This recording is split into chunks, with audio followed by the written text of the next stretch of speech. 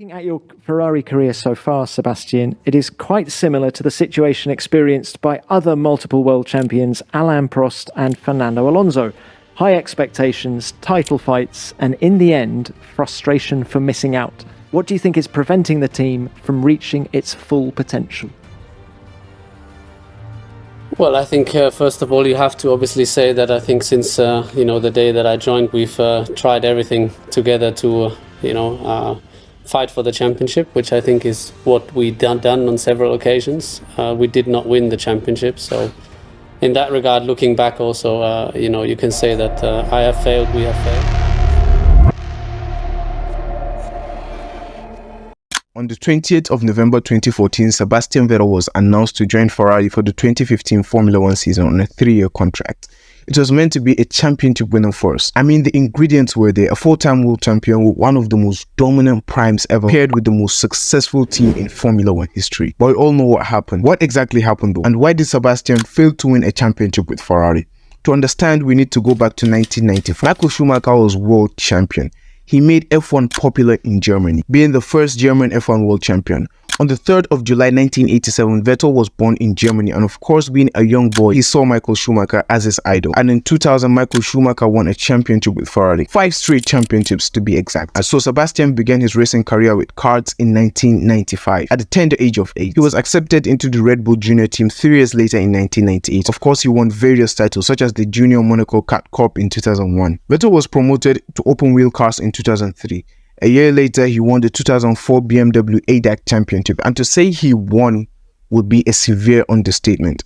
Sebastian dominated the championship, winning 18 out of the 20 races. Vettel drove for this team, which I can't even pronounce their name, in the 2005 Formula 3 Euro Series and finished 5th in the final standings and won the Rookie Cup, whatever that means. But that's enough. Let's skip to 2007, where he made his F1 debut with BMW Sauber, and immediately he showed his pace, setting the fastest time in FP2. Vettel then at the time became the youngest F1 driver to participate in a Grand Prix weekend, scoring a point in his first ever Formula 1 race. Now let's skip to 2008. BMW released him to join Red Bull's Scuderia Toro Rosso, which is now AlphaTauri. Vettel delivered, winning his first F1 race in 2008 Italian Grand Prix in the 6th fastest car. Toro Rosso gets its moment in the sun. Sebastian Vettel is a Grand Prix winner for the first time. He's the youngest ever, and that's one of the greatest things I've ever seen in Grand Prix Toro racing. Rosso, the Red Bull Junior team, actually won a race before Red Bull. The first Red Bull win came in 2009, and whilst Toro Rosso in 2008, all thanks to Sebastian. Vettel was promoted to the Red Bull Senior team, and he went on to win 4 straight championships with Red Bull between 2010 and 2013. And for 2014, he struggled to adapt and do a better job than Ricciardo. So he decided to leave Red Bull in 2014 and joined Ferrari. And by the way, if you're enjoying the video so far, a sub to the channel would be really nice. Nice. Vettel wanted to replicate what his idol Schumacher did, but of course he failed. Why did this happen though? Why did this combination that had so much potential fail so badly? Let's find out. It's incredible to become part of that team. It's something special. The Mercedes and Hamilton combo being a formidable force.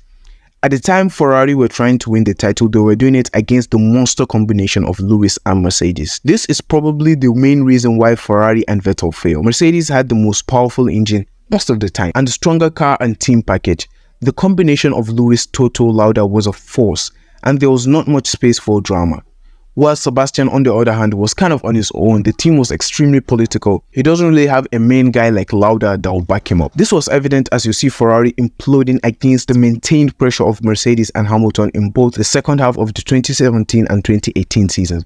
Also evident in 2022. In both of these seasons, Ferrari more or less had the quicker car in the first half of the season. But in the second half, Ferrari just dwindled away in performance, whilst Mercedes almost just crushed Ferrari. Ferrari looked like a bunch of amateurs going up against Mercedes.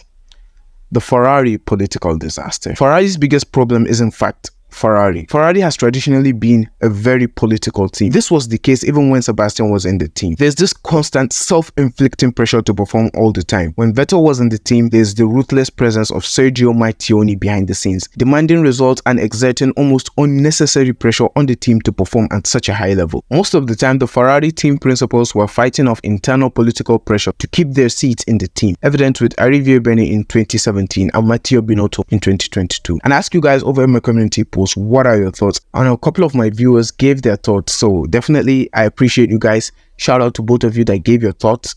And yeah, if you want to engage, definitely subscribe and check out the community post when you want your opinions to be heard on future videos. Sebastian also pressuring himself. Sebastian was a Ferrari fan before he became a Formula 1 driver. His association with this team is far deeper than you think.